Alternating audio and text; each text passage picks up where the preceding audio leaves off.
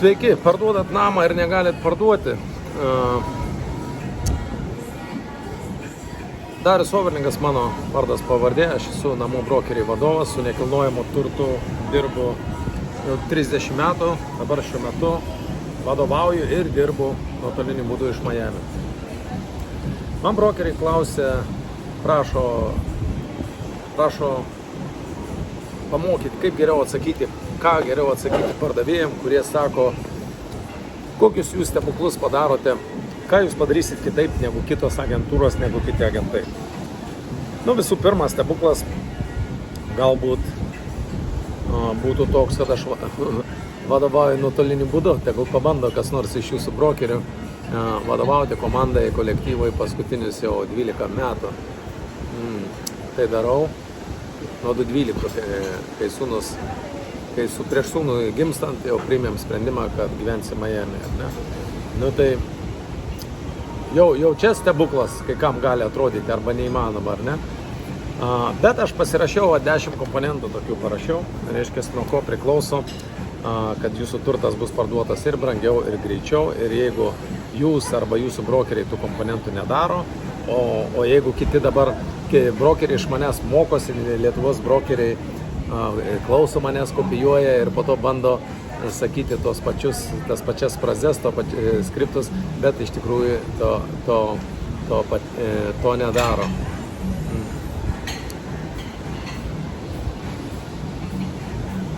Tai žodžiu,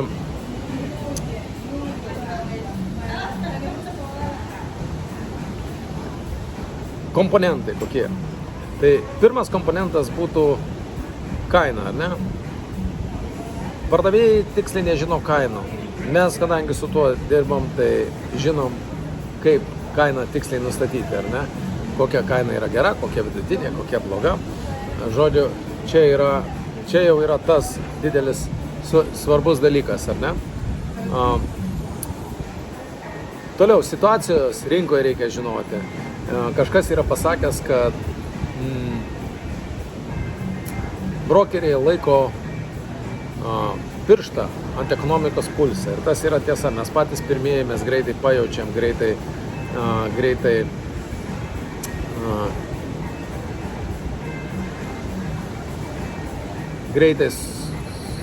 suprantam, kas vyksta, ar ne, rinkoje. Kol iki žmonių daeina, ta informacija būna užvėlavusi, pasenusi ir taip toliau. Kitas dalykas - reklama, marketingas. Ar ne? Tos reikalus mes padarom labai stipriai. Pardavėjai pardavinėja kainų mažinimo principu, ar ne? Mažina kainą, kol nusimažina per stipriai. Turto paruošimas pardavimui. Reikia žinoti, kas kam patinka, kaip reikia paruošti. Mes fiksuojam visus atsiliepimus, kas apžiūri namo ir po to duodam patarimus pardavėjim, ką galbūt reikėtų pakoreguoti, ar ne? Psichologinis pasiruošimas, ar ne?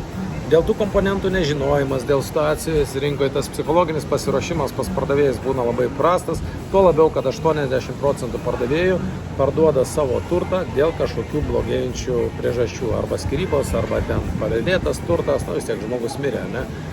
Nežinau, čia blogėjantis natūralus reiškinys, mirtis, tėvai ar seneliai numirė, turtas nebereikalingas, bet kokiu atveju, žodžiu, reikia išsispręsti kažkokią problemą. Kažkam bankrotas, kažkam kalėjimai, kažkam dar, žodžiu, kažkas paskolos nebeišmoka, kažkam nusibodo didelį namą turėti, kitaip įsivaizdavo gyvenimą name. Žodžiu, daug tokių visokių niuansų yra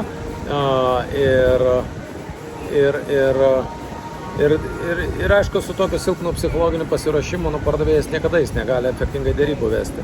Po to dokumentai, mokesčiai, tų dalykų būna, kad pardavėjai daug klaidų visokių daro arba neteisingai supranta, ką reikia daryti. Brokerių pasirinkimą reikia žinoti, kokį brokerį pasirinkti, ar ne. Dauguma brokerių tokia kaip loterija žaidžia, ar ne, įdeda skelbimus ir laukia, kol kažkas nutiks. Ir aišku, derybos. Derybos reikia mokėti, išmanyti derybas reikia mokėti. Čia tai yra 10 komponentų, ar ne, nuo kurių priklauso, ar jūsų turtas bus parduotas brangiai, ar pigiai, ar greitai.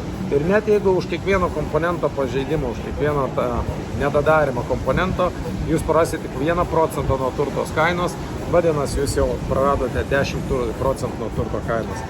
Ir yra ilgesnis mano video, žiūrėkite, kitą ilgą jau video, ten, sakykime, atrodo 45, aš su pavyzdžiais pateikiau, kaip kas su išaiškinimais kiekvieno punkto.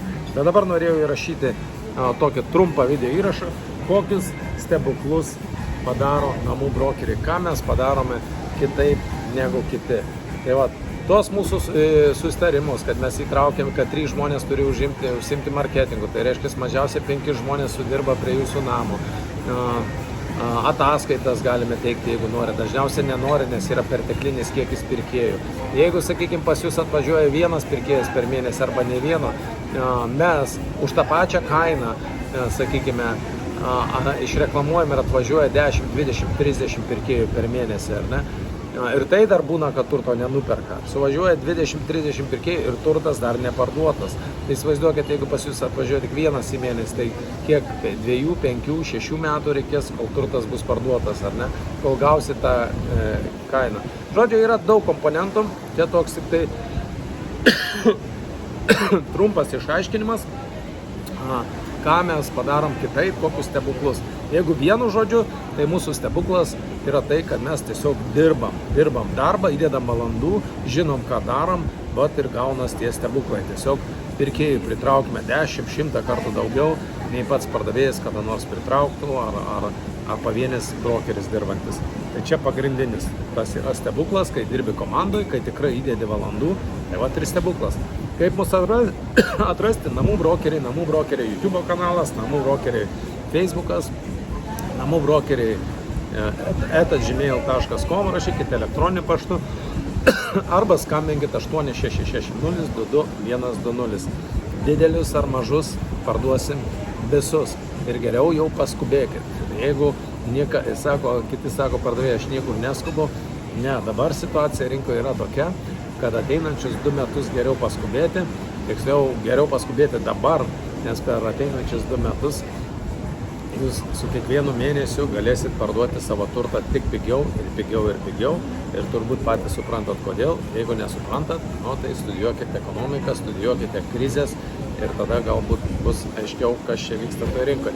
Kągi, ačiū uždėmesi, Darius iš Miami, prenumeruokit namų brokerių YouTube kanalą ir jeigu reikia parduoti, atiduokit mūsų komandai tą pardavimą, pasirašysim sutartį ir parduosim ir greitai, ir aukščiausią kainą rinkoje, kiek įmanoma šiuo metu.